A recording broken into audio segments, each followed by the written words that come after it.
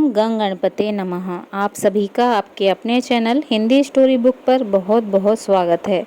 इस वीडियो में हम ज्येष्ठ मास महात्म्य में अध्याय 3 का रसपान करेंगे। अध्याय 3 व्रत वर्णन महात्म्य। स्कंद जी कहने लगे कि हे मुनियों, सब पापों का नाश करने वाला ज्येष्ठ मास के दिनों का महात्म्य और संपूर्ण जलदान का महात्म्य कहता हूँ, आप श्रवण करें। ज्येष्ठ मास में ज्येष्ठ शुक्ल प्रतिपदा से लेकर ज्येष्ठ शुक्ल दशमी तक पवित्र दशहरा नामक व्रत करना चाहिए। प्रतिदिन गंगा जल के पवित्र जल से स्नान करना चाहिए। समस्त तीर्थों के अभाव में जो भी जल मिले वह भी गंगा जल के समान ही कहा गया है। इन 10 दिनों में जो स्नान करता है वह 100 जन्मों के इकट्ठे हुए 10 प्रकार के पापों से मुक्त हो जाता है। इसमें कुछ भी असत्य नहीं है। इन दिनों में अनेक प्रकार के दानों को देना चाहिए।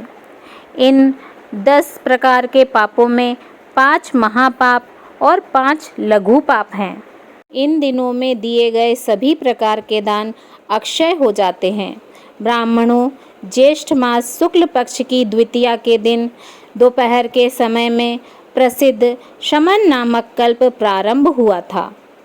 उस द्वितीया के दिन समान नामक कल्प में स्नान, दान, श्राद्ध तथा ब्राह्मण भोजन कर्म को भगवान विष्णु के निमित्त जो भक्ति और श्रद्धा से करते हैं उनको कोटि गुणा अधिक फल प्राप्त होता है। और ज्येष्ठ शुक्ल तृतीया के दिन पंचाग्नि साधक नामक व्रत आरंभ होता है। पंचाग्नि साधक व्रत को पूरे मास करने से मनुष्य समस्त पापों से छूट जाता है और तेज में सूर्य के समान हो जाता है। इसमें कोई संदेह नहीं है। इस तृतीया के दिन विशेष रंभा व्रत करना चाहिए। सधवा, विधवा सभी स्त्रियां इस व्रत को सौभाग्य सिद्धि के लिए करें। हे ब्राह्मण श्रेष्ठ, इसी तृतीया को वामन कल्प का प्रारंभ हुआ। अतः तृतीया के दिन दही और चावल का दान करने से भगवान वामन संतुष्ट होते हैं। आज के दिन विधि पूर्वक श्राद्ध तर्पण और ब्राह्मण भोजन कराने के कर्म को करना चाहिए। 1 मास तक ब्राह्मणों को दही का भोजन कराना चाहिए। शुक्ल चतुर्थी के दिन कपिल ऋषि के पवित्र आश्रम में कुंड से 4 भुजाधारी विनायक प्रकट हुए। इसलिए चतुर्थी के दिन भोजन न करें और सब लोग गणेश जी का महोत्सव मनावें। पंचमी के दिन घी में पके हुए मालपुए आदि से ब्राह्मणों को भोजन कराना चाहिए। पहले इसी शुक्ल चतुर्थी के दिन सती उमा प्रकट हुई थी। इसलिए स्त्रियां इस चतुर्थी को सौभाग्य वृद्धि के लिए उमा का विविध उपचारों से पूजन करें तथा गीत नाच आदि उत्सव करें। संतान की इच्छा हो तो शुक्ल षष्ठी के दिन स्त्रियां जल, वस्त्र, पुष्प, सुगंध वस्तु, हवन आदि के द्वारा उमा पार्वती जी का पूजन करें।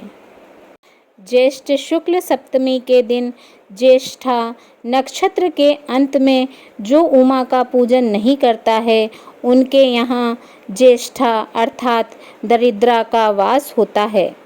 इसमें संशय नहीं है। इसलिए दरिद्रा से भयभीत मनुष्यों को सप्तमी के दिन उमा का पूजन और दशमी के दिन अपने सामर्थ्य अनुसार अर्थात वैभव विस्तार के अनुसार गंगा जी का पूजन करना चाहिए। जिस कारण लोक पावनी गंगा दशमी के दिन स्वर्ग से अवतीर्ण हुई। अतः दशमी, 11, 12 इन तीनों दिन में एकादशी का व्रत साध्य कहा गया है। एकादशी का व्रत समस्त पापों का नाश करने वाला है। इसका व्रत निर्जल उपवास करने से सिद्ध होता है। त्रयोदशी से लेकर पूर्णमासी तक 3 दिन का जो उत्तम व्रत कहा गया है, यह व्रत सावित्री नाम से प्रसिद्ध स्त्रियों को सौभाग्य देने वाला है। उन दिनों में वट वृक्ष के मूल भाग में जल से सिंचन करें और वट वृक्ष के समीप ब्रह्मा, यमराज, सत्य इस तरह निद्रा आहार का त्याग कर 3 दिन व्रत करें। इसी प्रकार कृष्ण पक्ष में भी 3 दिन का व्रत करके पड़वा के दिन पारण करें। यह नित्य व्रत है। स्त्रियां इस व्रत को सदैव करें। यह व्रत 1 वर्ष करने से सिद्ध होता है। ज्येष्ठ मास की पूर्णमासी ज्येष्ठा नक्षत्र से युक्त होती है। उस ज्येष्ठ पूर्णिमा के दिन मनुष्य को अनेक प्रकार का दान करना चाहिए। मैं उन दानों को संक्षेप में कहता हूँ। हे तपोधन, ज्येष्ठ पूर्णमासी के दिन कूर्मकल्प का आरंभ हुआ। इसलिए उस दिन स्नान, दान, तर्पण और ब्राह्मण भोजन जो पितरों के उद्देश्य से कराते हैं वे परम पद को प्राप्त होते हैं।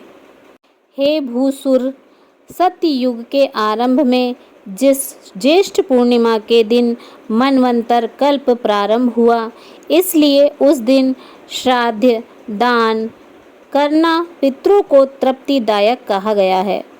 इस प्रकार देवताओं से पूजित इस ज्येष्ठ मास में बहुत से व्रत कहे गए हैं।